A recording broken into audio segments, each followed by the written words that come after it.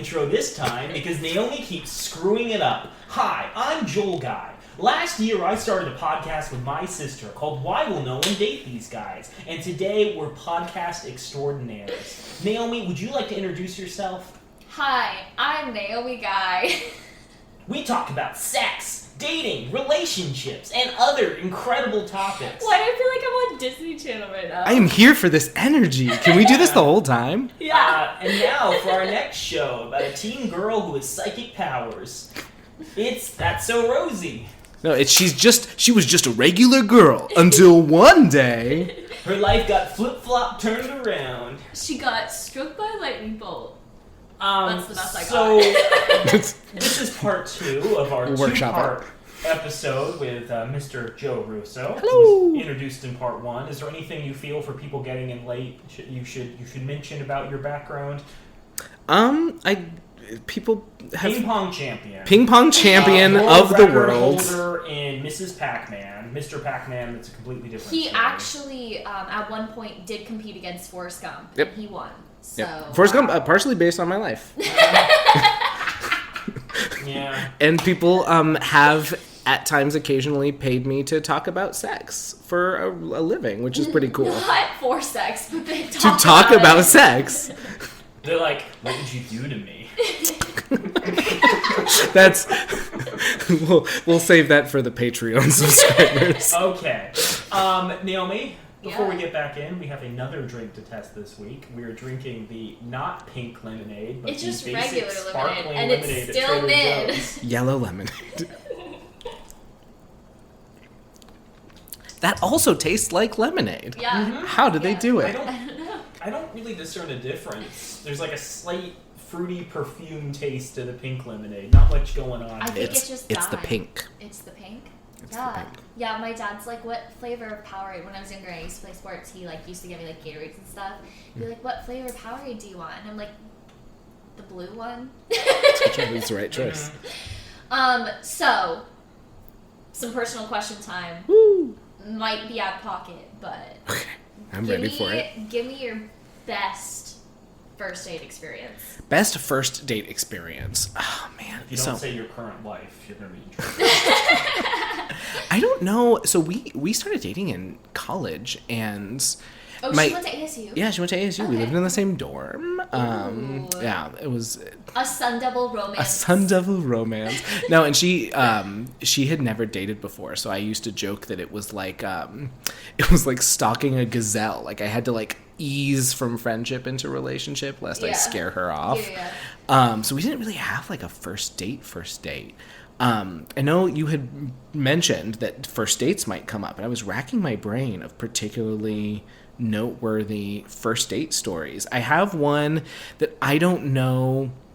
It's not necessarily a first date horror story, nor is it oh my god, this was it's my most noteworthy first date. Go ahead. I'd say. I want to hear it. Mainly because it was a date that I did not know was a date until midway through / after the fact. Oh. So when I was in college, my dad lived in China. So he works in manufacturing.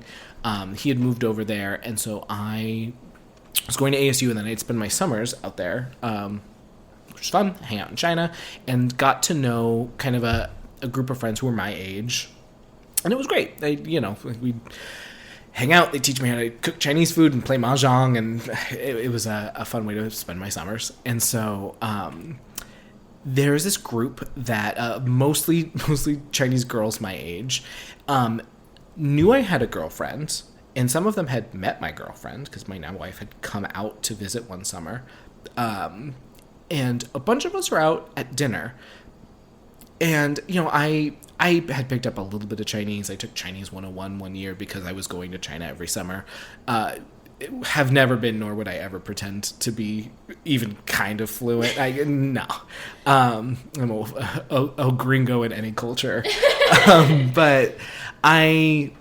So a lot of the times I was just kind of there smiling and nodding as they talk amongst themselves. And then one of them would very kindly translate for me. And so we're out at dinner, we're at a hot pot place, and one of them informs me that, we're going to go see a movie. Oh, cool. I've never been to a movie theater in China. That sounds fun. And they're all kind of laughing and giggling. It's very conspiratorial, but I did not, in the moment, just blindly oblivious, didn't think anything of it. And so we leave, and it's like, okay, cool, where are we going to see the movie? And like, oh, it's really close, it's just a walk, it's just down this way. And it's like, actually, why don't you two go? And one of the girls was like, oh, I'll walk with you, they're gonna catch up. I'm like, oh, okay. And so we're walking. I'm just like, oh, we're gonna go see a movie. We get to this movie theater. I believe it was Transformers 2 or 3. Was it the one with Megan Fox? I mean, weren't they all with Megan Fox? No, I thought it was only one with Shia LaBeouf. No, she got kicked out in like number 3, I think. She and Michael Bay had beef. And then she like was on New Girl, and then she didn't have a career after that. Anyways, keep going. At a certain point, all the Transformers movies are just loud and yeah, right. I don't know. It was a Transformers movie. Yeah. And so like we get our tickets and like we sit down and then like people are sitting like because they assign seats. Like people sit down on either side of us. Like where's everybody else? Like oh they couldn't make it. What? Like oh they're not coming. Like, oh that's weird. And so like we sit through this movie again. I didn't really think anything of it, and then like walk out to catch a taxi so that like she can get me home because again don't speak very good Chinese and kind of like know where my dad lives but not well enough to describe it to a Chinese taxi driver. And she's like, oh, I'll like take the taxi with you, and then like we're just like walking into my dad's apartment complex, and she's like, okay, well, bye. She gives me this big hug and like what is this, what's going on? And I get back and one of the friends, you know, at it was my dad's girlfriend, I guess is an important detail because she was there when I get back. She's like, so how was it? I'm like, just was I on it? Was that supposed to be a date? Like, where did you go? You ditched us.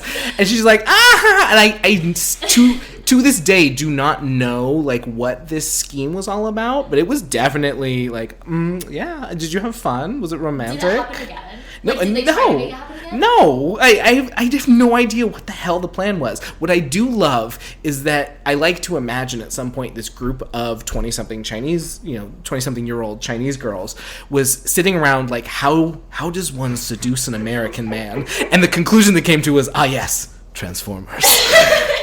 No, but I really want to like imagine you guys all at dinner and you're just like sitting on one end of the table and they're kind of just snickering on the other. I'm just like, yeah, and they're just like it's speaking in Chinese and they're just like, I'm gonna seduce him by bringing him to Transformers, and you're just like Transformers.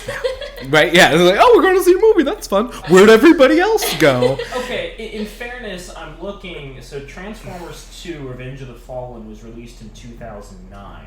And I don't know, like, what other movies released around the same time, but I don't think them going to, like, the Chinese translation of Sandra Bullock's The Blind Side would have been a better pick. Maybe Inglourious Bastards. Good movie. Blind Side, I see that in every I put it on every night while I fall asleep. Sam Rockwell and Moon. Ooh, District 9 came out. Moon okay, if you'd seen District 9, that would have been pretty seductive.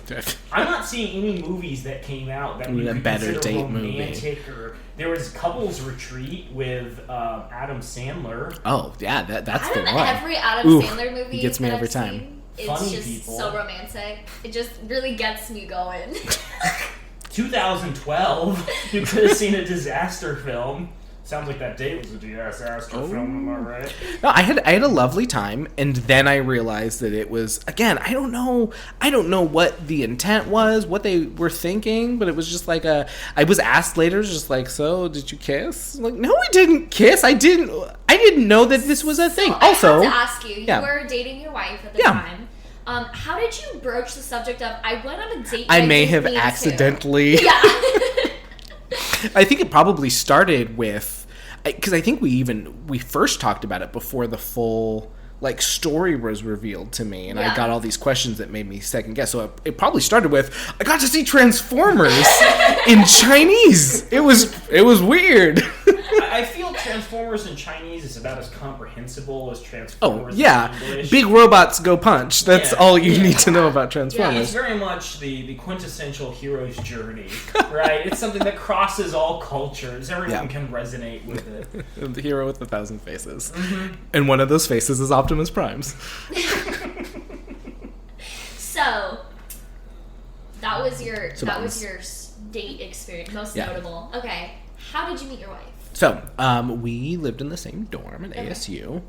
Were you in Barrett? I was in Barrett, yeah, but I lived in the old Barrett dorms. So Is that this like is Sonora? oh, it's the ones over by Gamage. So this is an ASU deep cut Oh, the for ones your with black audience. mold. Oh God, they were the oldest unrenovated dorms on campus. Yeah. Fun story: halfway through our freshman year, the main water main to that entire complex broke, and we spent, I'd say conservatively, like 2 months of our spring semester without water. And so How did we you had do that? you had to walk over to one of the other dorms for showers.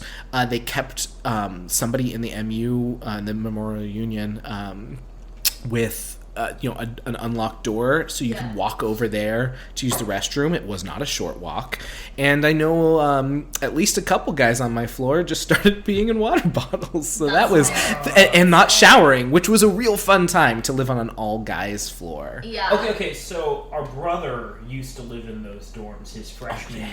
What is This that? was Hated? 2000. There's the Haydens. There's Yeah. Hayden like A, B, and C. There's best A, B, C. Yeah. What year were you there?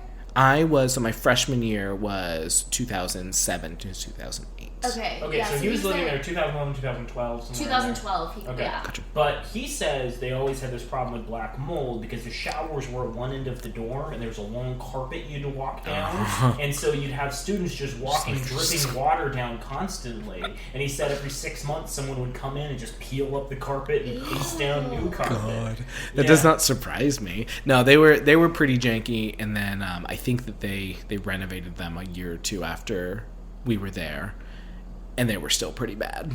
So I don't doubt it. I think they're like freshman only dorms now because it's just like, oh, we'll make the freshmen live in there. But Yeah, I think those are the art students. now. Gotcha. Yeah, so I was Which lucky. they want to have a high attrition rate for the arts programs. Yeah. I was lucky because I was I lived freshman year at the Tempe campus, even though I'm downtown fully now. But Gotcha. I was lucky enough to have a bathroom in my room. I didn't have to share it, but it was a bathroom because I know that Hossie has like their The dorm communal has bathrooms. No, they don't have communal bathrooms. Oh, gotcha. They have bathrooms in the room. Like it's like a suite, so like you have one room gotcha. side, and then there's like a bathroom in between the two rooms. And one of my, I'm just gonna say this, my ex-boyfriend was living in Hacienda his first freshman year. He was in the business school, and his entire floor flooded because somebody's toilet, the floor above it, had flooded. So it was just like sewer water. Just raining down. Yeah, and they didn't even move him out. They were just like, oh, we're just gonna get a water vacuum. That's it. No drying. Just open up your window. You'll be fine.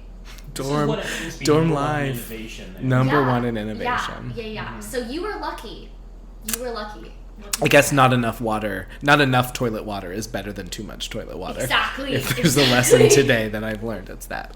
So you guys lived in the same dorm. Lived in the same dorms. Yes. And so at least the way that they did things in that dorm at the time was they had an all guys floor, and then so the first floor was all guys, and then floors 2 and 3 were all girls.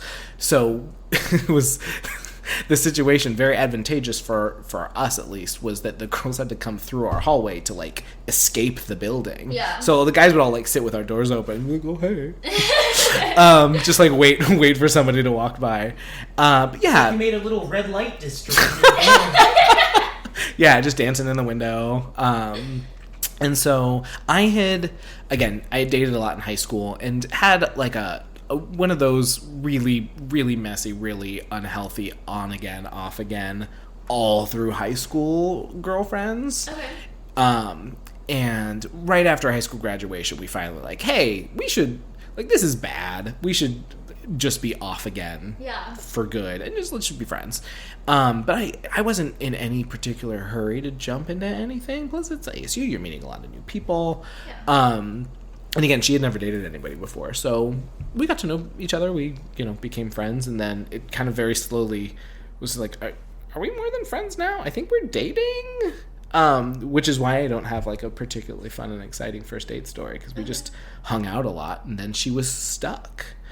She's from out of state, and I joke a lot that she could have dated some tall, dashing, foreign exchange student, somebody worldly, and instead she got stuck with a desert rat, and now she's got a couple kids. She's stuck here forever. I like to, don't undersell yourself. You watch Transformers movies in Chinese. I mean, that's pretty cool. A man of the world. I would like to say that you are worldly, and but not in the way that like traditionally is worldly. Oh, so, you said you dated a lot in high school. Just throw it out there. You also went to a high school in Mesa, so yeah, it just speaks for itself. The crown jewel of Arizona. Yeah. Mesa means table in Spanish. I would argue that's something. It's something. I don't know what, but it's something. So how long have you guys been together? So we started dating freshman year of high school, so since 2007. What is time anymore? Yeah, it's either true. 2020 or That's very 2030. true. Last time I checked, somewhere in there. So did you guys know you guys were gonna get married in college, Yeah. senior year, were you guys? We both culturally came. There's this expectation that you don't date somebody if it's not heading somewhere, it's not heading towards marriage. And then we dated all through college, and it was just kind of well, I guess we get married now. So we got married right out of college, and I think we both would and have, in times we've been in a position to give advice to younger people, do not recommend it, because it's just I don't know, it definitely probably created a harder time for us than it was oh, I'm so glad we got married right out of college at 22. And granted, I don't know, we are lucky in that we're very similar people. We still get along really well, but it there's so much that even other people who we know who came from similar cultural backgrounds and got the same messages we got growing up, that also got married really young, that things got real messy real fast. Luckily for us, it's so far so good. It just caused a lot more hardships than it needed to. There was absolutely no need to rush into marriage, and also the messages we got about marriage were very very specific and very traditional and very old school. And so even just thinking back to the fact that it felt like we're hanging out a lot, so I guess we need to make this official that we're a couple now. Again, it's one of those things. It's worked out for us, but when I worked with teenagers in times where I have a lot of younger cousins who are college age now, and the other thing is, I think when students I work with, they hear that you met your wife in freshman year, and then you dated all through college, and then you got married. Oh, that's so romantic. It's there's a lot that was really good about it, but also don't be in a hurry, because I don't know, it's one of those things, not that we're a cautionary tale, but I do think, speaking from experience, I definitely, I don't know, like I said, it's interesting having walked that road, and again had a pretty good time of it. Still, I feel like it would have been a lot easier if we had gotten different information growing up, or different guidance and mentorship. Back to a note, I said it in our last episode. Go back to that last for anyone who hasn't listened. I think both of us similarly felt like we didn't get a lot of good guidance on sex or just the building blocks of relationships. And the messages we did get were just well, you better date somebody and get married before you make yourself impure with too many failed relationships. You got to get a ring on it, and then you're good. Well, it didn't help that her intro to sex was every day in college, walking past a bunch of men gyrating in doorways. Yeah, right? I mean, who could put up with that temptation forever? I think to your point, you're dancing around this, but I understand how it's delicate to say. But I gotta say, in my personal experience, I've changed a lot in my early 20s. Yeah, absolutely. I got out of college, and in college, I had started a business that I thought I was going to, go out and do in the world, and I'd earned a bunch of money in different investment opportunities and pitch competitions at ASU, and I was like, I have the resources and the opportunity to go do this. And then, 5 months later, I'm like, oh crap, I have no money. I need to get a job. And so I was working at a poke restaurant for a while. And the poke restaurant job, I, was doing menial tasks for a while before they're like, oh my God, he knows how to do spreadsheets. You're a manager now. And I was managing a poke restaurant. And I seriously thought I was going to continue in that for a while because they wanted to start franchising. And I was, had some background in the field of pitch decks and startups. And I was like, okay, this is something that I can be doing. But then all of a sudden I get, a job offer for my current job and was doing that for a while. And which is top secret. Yeah, I can understand how someone who had married, say if I got married straight out of college, would find this, maybe hard to deal with. That the person that they're with has changed their life's direction and where they think they're going so many times in a period of only a couple of years. Well, and the chances that two people who are going to go through huge change in throughout their 20s, now we're our early 30s, the chances that those two people are going to change in either the same or similar ways and stay compatible, or at least stay able to go through life together and stand each other. That's just what marriage is. Well, You're it just stand the person. I mean, you would hope for more, right? Cohabitate. Yeah. Well, I think a lot of marriage is accepting. Okay, the person I'm with is probably going to change in different ways. I'm not decrying that. The thing is, that person can change in minor ways. They might get a new job, or they can change in major ways. He started to hit me, right? That's a really big difference. And I think, if there are a lot of minor changes over time, that can add up to a major personality shift. I notice, I work a 4-10 schedule, 4 days a week, 10 hours a day, sometimes more than that on overtime, and I'm just completely wiped at the end of the week. And if, the person I'd gotten into a relationship with right out of college had this expectation that I'd be, up and doing stuff on Thursday evening, Friday, Saturday, that might not be a thing I can do anymore because, I'm just so tired after a week's work. Yeah. And so it's minor things like that I think can, really alter how someone sees the other person in their life. And I think we can't discount this idea that putting things on hold can be beneficial for the relationship as you gain a better understanding of how this person is evolving out of college, because college is like a biosphere, right? It's this very controlled environment, right? You have this unlimited amount of money from student loans in many cases where you can do whatever you want without fear of reprisal down the road. And failure looks different. Different. That's a really good articulation of it. Yeah. No, I totally agree. And I think the other thing, and this is an idea that I did not know about then, but as I've kind of worked professionally in this area of sex and sexuality and just relationships, there's this concept called the relationship escalator that people talk about that I think it goes by a few different names. That's the name that I know it by, but it's this set of social and cultural assumptions that where is this, we use phrases like where is this going, is this going somewhere, or they really took that relationship to the next level. First comes love, then comes exactly, then comes a baby in a baby carriage. And it's this idea that A, the relationship needs to be going somewhere, and B, as obviously not to say that everyone has the same set of expectations, but there's a general set of assumptions, at least in our culture, and a lot of cultures, that there's certain expectations that a lot of relationships kind of feel that pressure of first you're dating and then you get married and then you have kids, and this idea that the relationship needs to be going somewhere and it needs to be following this checklist. And like you said, either slowing things down or putting things on hold, or maybe just being happy with where you're at, isn't a bad thing, except we have this cultural pressure to be like, no, like that's stagnant's bad. Like, oh, you know, I mean, what's the stereotype in like every bad rom-com is like, it's this couple's been dating for 10 years and he still hasn't proposed, and all the friends are like, oh, he's not too serious about you, because that's just culturally what we're told is like, well, this isn't going anywhere, so. Well, that's the thing, is that like in those situations, like I know people that are in that situation now, and it's like all their friends are telling them, oh, well, this is a bad situation because your significant other or you're not going to propose.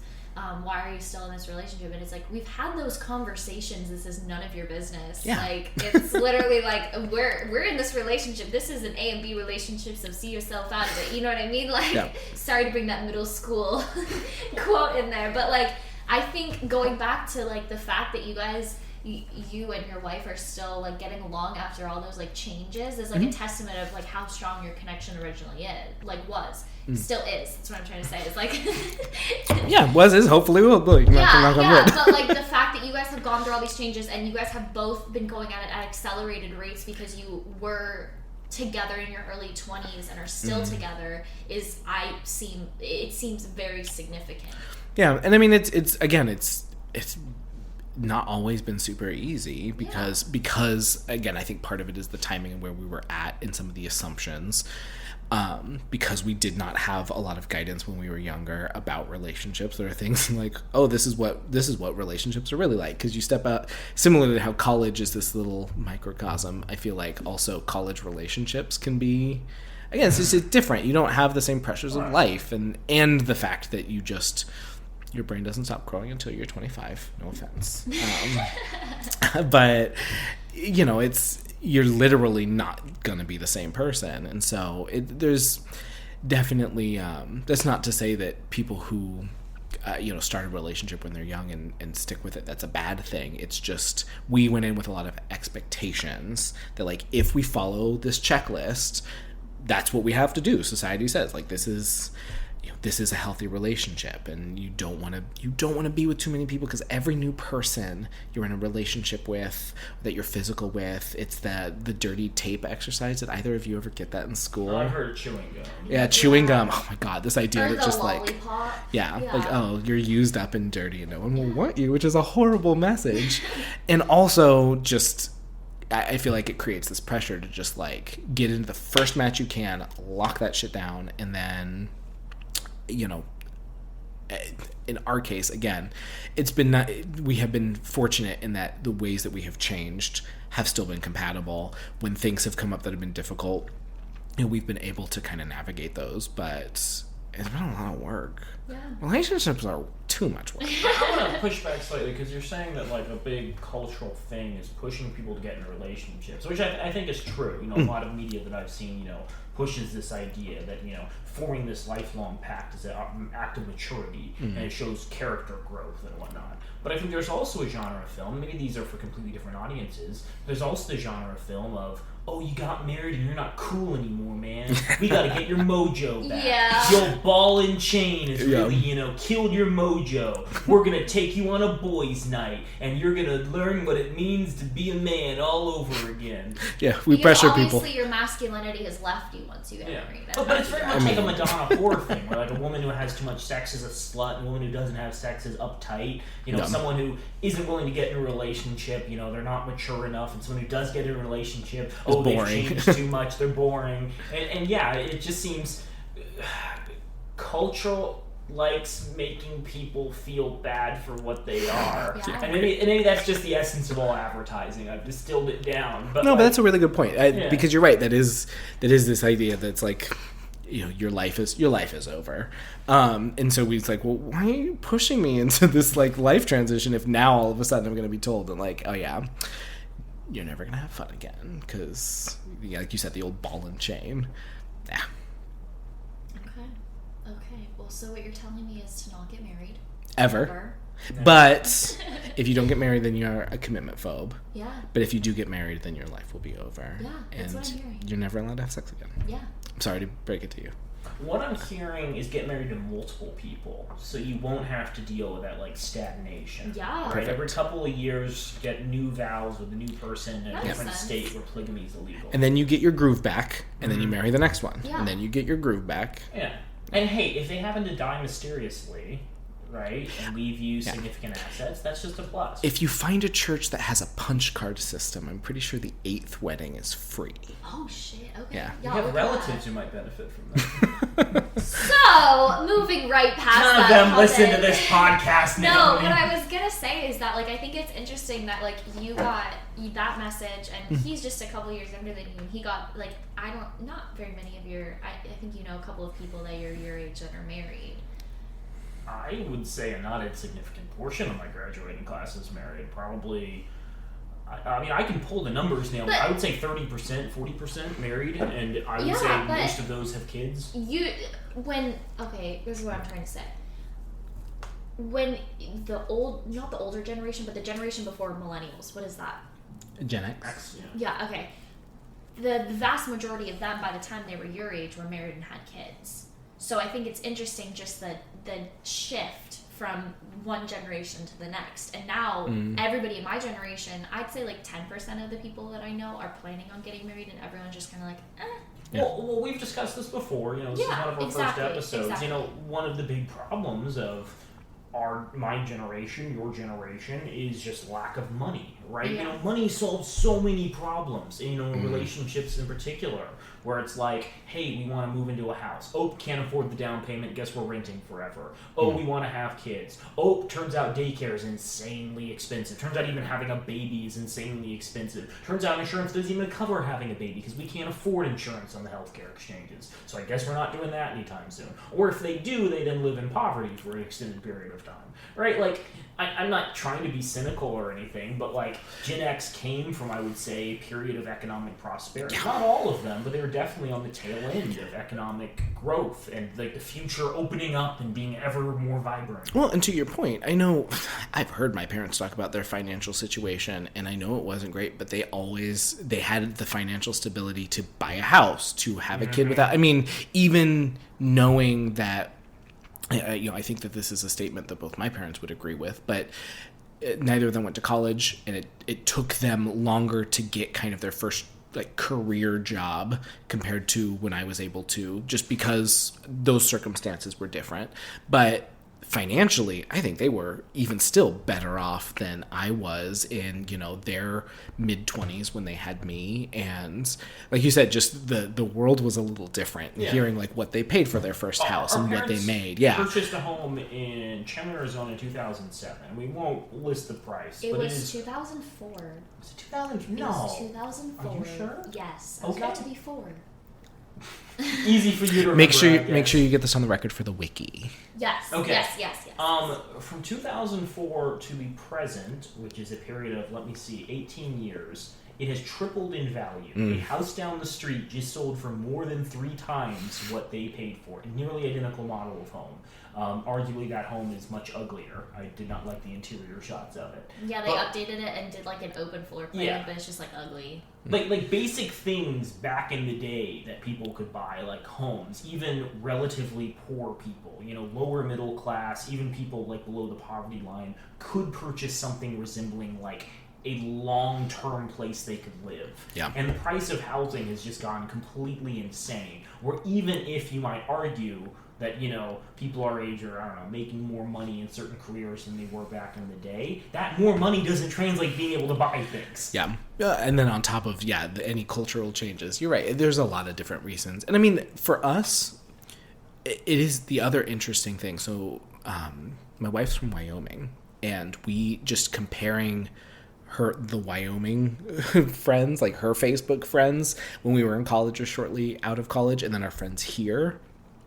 Back there, we would not have been out of the norm getting married at 22. Frankly, maybe we would have been because we waited so long. There was a period, our sophomore, junior years, where it was about once a week. It's like, oh, a girl from my soccer team is pregnant. Oh, the girl who had a baby last year, she's having twins. Literally once a week. And there's not that many people in Wyoming. Well, I have a friend who's from Ohio, and he says that the place he grew up with, the school he went to, had farms on 3 sides, and the 4th side would have had a farm on it, but there was a road in the way, right? Like, it was a very boring place. There wasn't a lot to do in that town, so people mostly just went out, like, shooting, like, hunting, and, like, game shooting or whatever, and having sex. Yeah. Right? Like, and I don't really see how you could get around that, like, unless the town's willing to invest in, like, a big youth community center or a nice public library or something. That's probably what bored teens are gonna do. Yeah. Yep. And drugs. And drugs. Yeah. Speaking of high school, I saw a video this week. It's totally off topic, but I saw a video this week of this person that went to a high school on the border of the United States and Mexico, and somebody made a joke that their cross-country team must be really good. Anyways, totally shifting the conversation. No. He says I'm the one who gets up. That was very off topic. I'd but it was like very to nice. ask you one more personal question, and then I'd love to hear some funny sexual education stories. Sounds good. So, my final question is, and this comes from Joel. Your house is burning down. Okay. All your loved ones are good. Okay. They're safely outside. Fire truck's on its way. She means they're morally good, like they're gonna die, but they're in heaven. Yeah, but their souls are right with Yeah. Jesus. Yeah. Okay, Exactly. got it. What is the one thing that you would run back inside your house to grab? I have thought so much about this. Okay. I think the single, like, the most bang for my buck I could get is we have a desktop, and, like, just grabbing the desktop, because that has, like, pictures, and I try to keep things backed up, an offsite backup in case this exact scenario happens. So this is your dad answer. What's your personal answer? They can be the same. I think Right? It's demeaning to say that his role as a dad and his role as an individual are different. My masculinity is not up to you to define, Ms. Guy. No, I think that's, I mean, because that's, I don't know, not just pictures of my children, but, like, there's pictures of me when I was a kid on there. There's, okay. I mean, projects. So I dabble. I do, like, some, like, graphic design and graphic art kind of stuff, digital art, I should say. And so I have projects on there. I have. I do music, and I would love to grab, like, armfuls of instruments, but everything that I don't have a backup of elsewhere, like working tracks of things I've recorded or notes or lyrics, is all on that computer. And again, I try to back things up, but I think if the house was burning down, that's the thing I would grab just in case. Because it's all those digital things that, I don't know, I could buy a new guitar, or I guess find a new wife, because my current wife is in heaven, because her soul was right with Jesus, as we've just... Do you think that's covered by insurance? My wife's soul? No, just or your my wife. just Your my wife. Yeah. We don't have very good homeowners insurance, so we did not spring for the new spouse. Got it. Right New there. spousal insurance. New spousal It's insurance. messed up that every year my bank sends me a letter that's like, hey, we're giving you a free $1,000 in comprehensive life insurance. And I'm like, why? And they're like, and you can buy up to $100,000 extra through our policy. And I want to die tragically just so one of my significant others can open a letter from my bank. He just said being like, one. we're so sorry. There's multiple. Hey, We're so no so- judgment. We're so sorry for your loss. Here's a $1,000 check to cover Joel's existence. Yeah, this about does it, right? Yeah. Here's $1,000. No, I want to point that out because he's in a monogamous relationship, or what I know of is a monogamous relationship. So like, I really want. I believe this is an A and B relationship, so you should see your way out of It's it. a fair point. I was using significant others to cover my whole family. Oh, okay, okay. I don't know if anyone's ever used it. Oh, in I that thought this way. was your way of telling Lauren that you were having like multiple affairs. You think she doesn't know? Okay, so I have to ask you, what is the funniest sexual education experience you've had with your students? I should say, because I've seen this a couple of times, we'll have more views for episode 2 than episode 1. Noted. He is a sex educator, people. Yeah, right. Despite the stories about Transformers in China, his primary role for a while was sex education. Yeah, I don't just break into random classrooms to talk to teenagers about sex. That would be such a great TV show. It would be comprehensive and it'd be funny. Yeah. No, the one episode before the main person got thrown and then we into have a cops prison. crossover. Yeah. Where it's like bad boys. They just break into the classroom and like beat him up. Yeah, and then you get registered as a sex offender. It would be really, really uplifting. Tell your story. All right, so oh man, there's so many, and a lot of the times it's the questions. Yeah. The questions you get from students are just magical and sometimes horrifying, especially when you're the one, on the spot who now has to figure out how to answer them. Sometimes because they're awkward to answer. Sometimes it's less about the content and more just like how do I just navigate the social situation. And so the one that always comes to mind is just the most ridiculous, or it felt like the most ridiculous in the moment. I am doing, so I worked with a lot of youth in foster care. And so I had a few group homes that I'd go into and kind of hang out with the guys, and then we'd do these lessons. And again, I mentioned this in the last episode, but not just on sexual reproductive health stuff, but also just life skills, and especially with that group, we did a lot of that kind of work too. This lesson was about sexual health and sexuality, and I can't even remember what the lesson was on. I think that this had been a kind of a question out of left field, but there's a group of guys, mostly like 7th, 8th, 9th grade, and one of them was like, "Hey, mister, I got a question." Yeah, shoot, go ahead. "So what's squirting?" And it's one of those things, I guess this says more about me and some of the things that I've had to deal with in a classroom or in a group. In the realm of awkward questions, that's actually not too bad. Like, oh, yeah, awesome. Well, so sometimes, sometimes some people, specifically, the female orgasm, and there's liquid that is, yada, yada, yada. I'm a little out of practice. I can't launch straight into my teacher answer. But that was when I was doing this full time, multiple groups a day. So I launched into my very values neutral, very matter-of-fact by the book, like, this is a physiological thing. It happens to some people. It doesn't happen all the time, even to people that it happens to. Here you go.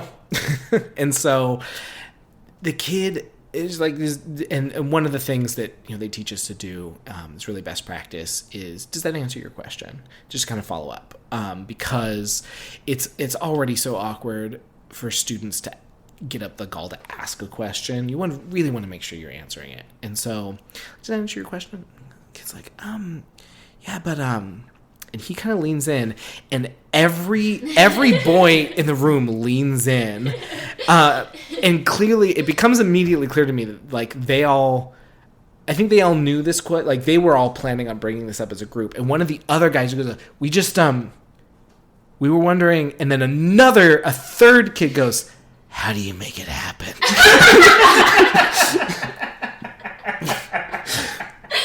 And this group of middle school boys was expecting me to go all Cosmo sex tips, which I did not do. Like, ask your parents. Okay, well, considering the audience, maybe not the best response. Yeah. But yeah, and that's certainly not the only time that the student questions verged into, "Can you give me sex advice?" Yeah. But that was the one time that a whole group of boys had kind of clearly schemed beforehand to see if Joe would teach them how to make a girl squirt. And that was just a defining point of my career. So foreplay, like what's a good amount of kissing? 5 minutes? Can you demonstrate, Mr. Russo? No. It was nice and awkward. What else do you do in foster care? You is this like a group home situation? Yeah. Okay, so it was like you do your chores, and then you do your like schoolwork. You go to school, you go to your job or whatever. They're in middle school, they probably don't have a job, and then you come home and you scheme what to ask your sexual educator. That's how I imagine this situation going down. Yeah, there you go. It's a house activity. So, what is your awkwardest story? Oh, my most awkward story? Oh. Again, so many to choose from. One, and I think I've told you this. Yeah. It's actually not my own, but I worked in the field. I was going out and I was working with groups. And then we were on a grant from the state. And at a certain point, our grant manager, we were presenting at a conference, and she pulled me aside like, "Hey, I got a new job. you should apply for my job. So I did. I got her job. And then I was working at the state health department, and I was training health educators all around Arizona. And also we were kind of a training hub. So we ended up training people kind of from this whole side of the country. It was a cool job. I really liked it. The flip side of that is we also went out where we had health educators that we were funding for programs, and we'd go do classroom observations, sit in the back of the room, and just give them feedback. And a part of the job I really liked, especially because most of the time I was kind of a cheerleader. I was like, you did a really great job. Here's something else that you could have done, but you're really doing a fantastic job. Because a lot of people who get into this work, my joke is always that you don't see that kid on career day who's like, I want to talk about sex when I grow up. If so, like, oh, where's this coming from? And so a lot of people who get into like sex education, they come from weird, different directions and backgrounds, but a lot of times they really care about it. There was one class I observed. This woman, she was relatively new, but had been a teacher for a long time, and in training really didn't raise any red flags. She seemed fine. She seemed to understand and know what she was talking about. Because it's not, you have to know the content and the science and the actual, the answers to the questions. You also have to have a certain level of just social awareness. It's an uncomfortable topic, and the ability to just kind of make that safe space, make people feel comfortable, or at least acknowledge the discomfort. Hey, we're going to talk about some things that are uncomfortable. I'm okay with that. If you're okay with that, let's just be okay with that. And to be able to actually have those conversations. She seemed fine in training. And I go out to observe this woman. And again, it's a classroom. And this is in a school even. It's a classroom of, I think it was 8th grade boys. And this female sex educator begins an anecdote about her first oral sex experience because she felt it was really important for them to just understand. She's like, because I was your age the first time I gave oral sex, and and it was one of the only times that I from the back of the room felt the need to just be like, to the front. Because you typically it was I'm gonna sit back here and I'm gonna watch this train wreck because it's my job to give you pointers after. Yeah. I am coach on the sidelines. I'm not running on the field. Yeah. But that was one of the times just hey, you only have 5 minutes left, so you should wrap up these. I don't even remember. What are you talking about? We just started. Objection. Do you need to go to the restroom? I can take over for a few minutes. Yeah, but that was as far as because again, things that happen to me, I don't have any terribly awkward student. There are questions that come up that's just oh man, I've never got that before, but nothing that's ever really rocked me to my core. Hearing a woman in her, I'd guess, late 40s, early 50s, describe her first blowjob experience to a group of underage boys was, that was, again, a defining moment of my career. What I'm hearing is he considers this incredibly brave, and all sex educators should learn from this experience by being open and honest. Yeah. I have a question related to that, which is I know teachers sometimes share lesson plans. And, if there's a big school, say Dobson, I'm sure, there's multiple history teachers and they need to collaborate on what they're going to do, the topics they're going to cover, and, both touch base to see where each individual class is at, but also to make sure that they're, covering the same material. And I'm sure especially for new teachers who, don't have a lot of lesson plans put together, it's probably easy to, copy and paste some stuff that other teachers have utilized before. In the same way, do sex educators ever get together and share a big binder full of awkward questions or things that they've encountered? Do these things exist? The whole time you were talking, I was trying to decide if this was going to be a serious question or if you were gearing up to say, and share their first blowjob stories. And actually, that was one of my favorite parts of that job, doing those trainings, is one of the things that we did with every health educator that I trained we had a whole activity of, first we talk about answering questions in kind of a general theoretical sense. And we talk about different kinds of questions and how you might handle an am I normal question versus just a really straightforward question seeking information versus a shock value question. And we talk about it kind of in a real general sense.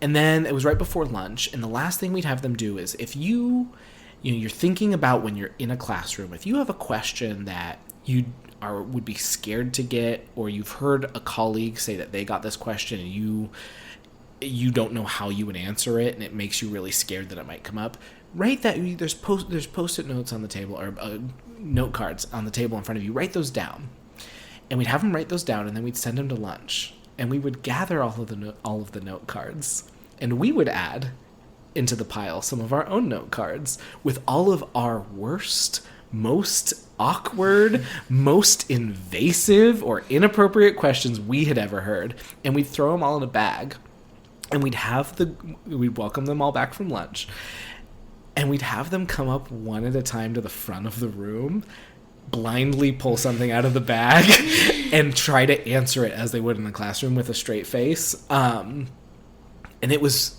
beautiful. It was my favorite part of that job, because part of it, talk about college as a microcosm. Training is a microcosm. It's a safe little bubble, and we'd start by throwing again just the worst questions that we could possibly imagine, to really kind of knock them off balance, and then we'd talk about, okay, now, but here, this is why we do this, and now let's talk about some of those questions. And a lot of the curricula also do a really good job of, again, breaking out different types of questions, and because there are a million different types of ways to ask, is my body normal? But they're all just, is my body normal? There's a million different ways to ask, like, should I be doing this? Or what should I think about this activity, this belief, whatever. The details can be different, but those questions ultimately are the same. And so that is something that I think a lot of those curricula do pretty well, and something that we talked a lot about in training. I don't think I've ever told Naomi this story, but Please tell me. I went on a study abroad trip to Denmark and the United Kingdom a couple of years ago. We were looking at urban agriculture, so like community gardens and whether or not they actually improve the resilience of communities in their area. And the general finding was no. It's a really good way to build a cultural space. It's a really great way for people to get out in nature and get good exercise. But in terms of actually improving the food system sustainability, not so much. And that's fine. That's what research sometimes shows. But we're going around on this trip. It's a group of about 20 people, and then there's two chaperones. One of my professors from the School of Sustainability, and another professor I hadn't met yet. And the professor from School of Sustainability, on a whim, had decided to bring his 12-year-old nephew. And his 12-year-old nephew was apparently his sister's son, who was stuck at home all summer and didn't have anything to do, and she couldn't afford to send him on vacation. Go to Denmark with a bunch of college students. Yeah, he was why don't I take him along with me? It'll be this great experience. And that was that. This kid was very bright, very kind, very, very nice, but also a horny 12-year-old. And would constantly be giving college-age girls in our group much longer than normal glances, and would give whatever opportunities he could take to give them long hugs or whatever. And I would talk with him and have conversations with him. We'd be walking everywhere. We would have days where we'd just be walking for 10 hours around the city and doing stuff, and a lot of physical activity, and so there wasn't much to do but chat. And at one point we're walking down city streets, I want to say in Aarhus, Denmark, and we're heading towards lunch, and he turns to me. We've just been chatting, I think, about what's going on during the day, and he's like, so what's your favorite porn star? And I'm like, and he's like, I've got a couple. He proceeds to start listing them off. Okay, and but to be fair, I don't know that many blunt 12-year-olds, so I'm proud of that kid.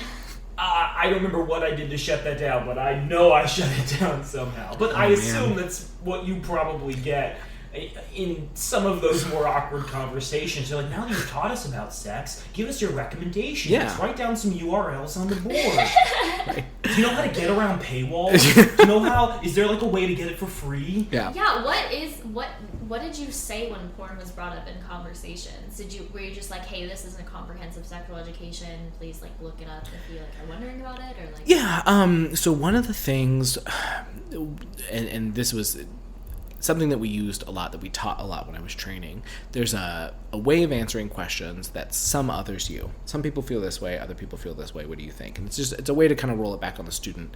Now, that's not to say that it's not like a equal coverage both sides kind of thing, because obviously, even though you're using that format of some people feel this way, other people feel this way, what do you think, doesn't mean that you have to like some people believe that pornography is healthy, and some people believe that it will, corrupt your soul and you'll go straight to hell. Like, you can be balanced, but it ultimately is, hey, honestly, I don't feel like I'm a moral authority on this. There's a lot of different viewpoints. It's a complicated topic. What do you think? Is how a lot of those things, especially in a classroom context, because a lot of the times there's a more specific question behind it, or it's like, why are you asking about this? Because ultimately, if a student's asking me, like, hey, what do you think about porn? It's like, honestly, like, I'm not really here to tell you what to think about anything. But while we're on the topic, when I was about your age, I first started. Yeah, right? Oh, this man. Is my favorite artist. I pray to God that there's not somebody right now telling a story on a podcast about something awkward and horny I did as a 12-year-old. Because, right? That's all, as you're telling this story. It's just like, oh, man. I'm so glad that I did not grow up in a generation where everyone was constantly recording everything on their phones. Yeah. Right? I was probably in 8th grade before a majority of people in my class had like cell phones, and I don't think I was in like 9th grade or 10th grade before I had a cell phone of my own. It was just like a flip phone or whatever. Yeah. So like this new culture where everyone has the ability to record your most awkward and every time you leave your house, forever. or even in your own house, somebody's like, I've seen people like record like people living in an apartment with their window like overlooking a street, and they're like dancing or something, and you like are recording, and it's like, what there's no consensual like relationship here. Yep. No, I mean, yeah, in high school, my friends and I used to make like goofy little videos, or those summers in China, I'd on a camera, because I did not have a phone that could take video, would make essentially vines. Yeah. And but I just show them to my friends when I got home, like, look all these videos I made for you guys. And just the knowing, because I would have put those on YouTube or TikTok or whatever, and knowing just how dumb some of those videos are or were in retrospect, just the ones that I remember, let alone all the other dumb things that I said or thought or recorded. Real glad that I didn't have a platform to just put that into the universe. We did an episode on COVID and how it influenced dating. And one of the phenomenons we noted was that there's some people who are taking the opportunity to go be like super horny on the main and like go sleep with as many people as they wanted, because they're like, fuck it, life's short. I'm gonna get all these experiences I want to do out of my hair. I'm tired of being cooped up. I want to interact with people, have all that sweet oxytocin from skin to skin contact or whatever. And then there's other people who've used this opportunity to become much more selective. And this is this whole rise of like, before you meet people in person, doing a quick video chat to see if they're like a good fit for you. And there's been these like two different lines that have emerged. And I wonder if you might see the same thing with like this rise of recording, where there's some people who are like, fuck it, everyone knows what I do at all times. It doesn't matter if I have lots of sex and be super slutty and promiscuous. I'm gonna not let other people control my life and my decisions. And then there might be other people who become like super insular and are like, I don't feel comfortable talking about sex or doing anything with sex outside of like my bedroom. I'm not going to entertain any conversations that could be utilized against me in a court of law someday. I imagine like many things, there'll be this I mean, of course, many shades in between, but I do think we're entering a cultural kind of milestone where people will be constantly thinking, will this be utilized against me? Will this be preserved in some capacity? And that's definitely altering their behavior one way or another. That makes a lot of sense. So a joke that I've made for years when I worked at the state, especially, when you work in public health or health sciences, I have a personal pet theory that you either become a germaphobe or whatever the opposite of a germaphobe is.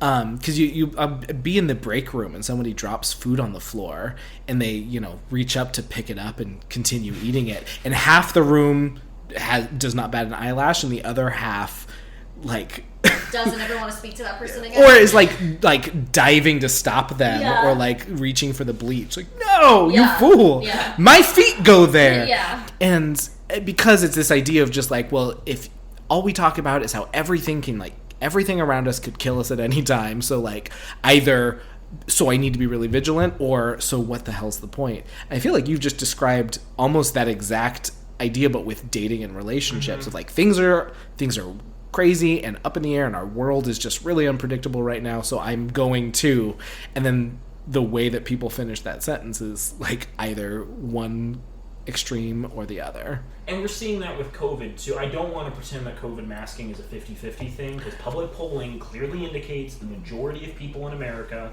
want mask mandates to continue. But, like, you're seeing one group of people which goes out in public and are obsessively wearing masks at all times, and then another group of people who's, like, flipping the middle finger to God and being like, seatbelts? I don't need no fucking seatbelts. Yeah, well, masks, back in my day, we played with lawn darts, and I survived. Well, but it's very fair, I think, to even not describe it like it should be black and white, but that's how it often feels. Because again, as a public health guy, infectious disease, and especially like respiratory disease, is not my area. But I know enough to be dangerous, and it's still hard to navigate.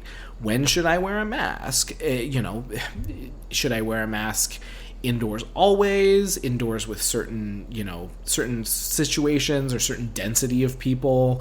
What about outside and distancing? I mean, it's so hard to constantly treat things as shades of gray that I think it's pretty natural that a lot of people in the pandemic, with everything, but especially masking, especially now when things are even harder to kind of navigate, a lot of people default to I always mask or I never mask, and I can understand how that would be easier. Well, I think it also goes along with the fact that so many people's identities are wrapped around their political beliefs these days. So it's a signal, one way or the other. Indicate, I am a true, proud, full red-blooded American or whatever, and the opposite of that too. But I think as long as you have a political climate where it seems one party will fall on one side and one on the other, there's going to be people who obsessively decide to default to whatever their party stands for, whether or not there's science or individuals urging otherwise. So, this is Joe's way of saying that you should get vaccinated and wear a mask in public. I think this is his way of saying share sex stories with 12-year-olds. Yeah.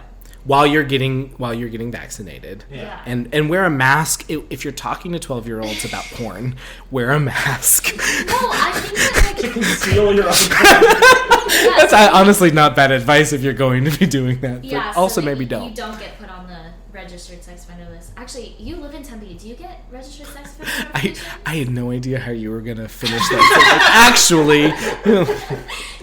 We get registered sex offender notifications. Do you get them in your neighborhood?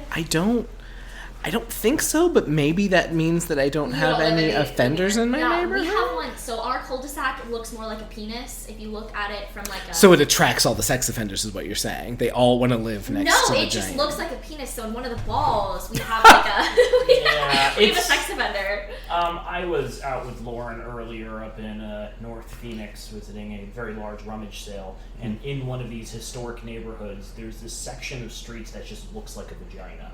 Like someone created a geometric depiction of a vagina. I'll show it to you after we finish recording. Okay. It was the weirdest thing, but I do feel at some point a neighborhood designer decides to go wild and just see what he can get away with. I was just gonna say, this sounds like a future episode of Why Will Nobody Date These Guys? It's just horny urban planners. Oh my god. No, I think that if you are a part of our Patreon community, we will tell you where this neighborhood is so you can go and explore it. So you can go what? find... That is a really good idea. Yeah, we can support that. I ran over and grabbed some of the sex offender notifications off our fridge. I don't want to share their names because we don't want to harass these people, and I have opinions about the sex offender registry because prosecutors really love putting people on it. But I did find this amusing that one of the people on our fridge goes by multiple aliases, including Sniper X. Sniper X. Which, honestly, should be a TV series. Or an anime. I'd watch either. Perfect. Thank you for listening to my sordid anecdotes. I think that's a good place to stop. And on that, I don't really feel like we need to add anything else to that. That's Can that be the name of our episode? Sniper X? Yeah, I think it's featuring Joe Russo. Yeah. Great. What if we just start calling you Sniper X? Like, we'll edit the episode in such a way that the entire time that we're saying Joe, we'll actually just put over Sniper X. Perfect. Yeah. And then when I introduce myself to someone as Sniper X, they'll go, like the sex offender? Yeah, exactly. Like the famous sex offender from the Naomi and Joel podcast. Got it. Yeah, Danny DeVito was on the podcast, obviously. Naomi, I'm not joking. Do we need to get a Danny DeVito impersonator? No, I think we do. We do. Joe, do you know any? I thought you were going to ask if I can impersonate Danny DeVito. Yeah. The answer's a big no. No, but I can keep my ears open. Keep your ear on the ground for that one. I'll just walk up to gentlemen on the street who look a little bit like Danny DeVito. Yeah. Okay. Danny DeVito, or anyone who knows Danny DeVito, if you're listening, we would love to interview you. I know this seems like a stretch, but we've always been fans of your work. You seem like a great human being. I'm sure you have some great stories to share from Hollywood. But mostly, I'm kind of interested in, your dating life as someone who's like a shorter than average man, but also like this amazing sex symbol. I'd love to know like your thoughts on why that is. Do you think it's charisma? Do you think it's like your amazing acting talent? Please, if our listeners can do anything for us, please connect us to Danny DeVito and or his agent. Even if we had 15 minutes of your time, Mr. DeVito, we would greatly appreciate it. I think that's a great place to stop. Have a great week, everyone. Joe, would you like to say anything else? No. Not a thing. You have the same things to plug from last week, I'm sure. I do, yeah. The Arizona Public Health Association and Arizona Family Health Partnership. And we'll put links to both in the episode. Yeah, doing great things for public health and reproductive health in particular for that second one. Woo. Great, okay. Have a great week, guys. We will see you back next week.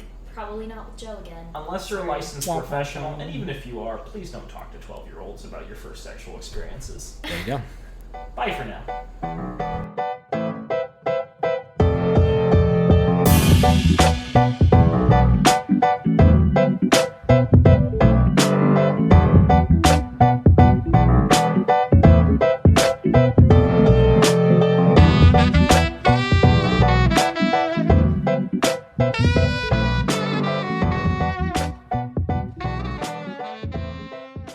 If you're looking to make an impact, this show recommends giving either time or money to Planned Parenthood, a nonprofit organization that provides reproductive health care in the United States and globally. Planned Parenthood clinics and affiliates provide birth control and long-acting reversible contraception, clinical breast examinations, cervical cancer screenings, pregnancy testing, prenatal care, testing and treatment for sexually transmitted infections, and abortions. Planned Parenthood also does great work for those who can't afford traditional medical services. Approximately 4 out of 5 of their clients have incomes at or below 150% of the federal poverty level. Both Joel and Naomi are monthly donors to Planned Parenthood. You could be too.